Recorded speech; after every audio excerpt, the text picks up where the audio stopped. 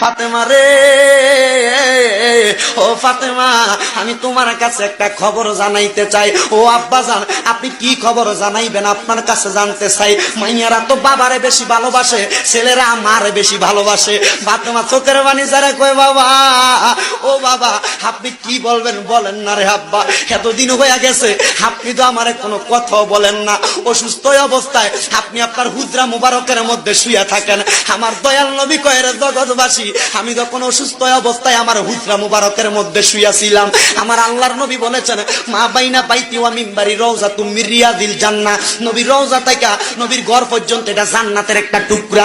এই জান্নাতের নাম হলো রিয়াদুল জান্নাহ। আমার দয়াল নবী কয়, হে উম্মতের দলেরা, আমি নামাজ যখন পড়তো মদিনার ভিতরে মানুষেরা, আমি আমার ঘর মুবারকের মধ্যে শুয়েছিলাম। শুয়ে থাকা অবস্থায় আমি জানালার পর্দাটা সরাইয়া দেখি আমার আবু বকর ইমামতি করে রে।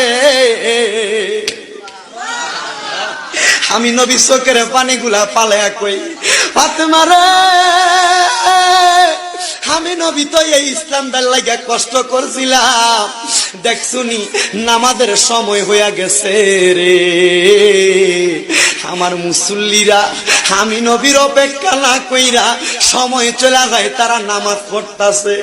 আমার দয়াল নবী আল্লাহর দরবারে হাত তুলা কয়, মাবুদ রে, ও দয়াল আল্লাহ, কিয়ামতের আগ পর্যন্ত আমার উম্মতেরা যদি এমন ভাবে নামাজ পড়ে রে, আমার উম্মত রে তুমি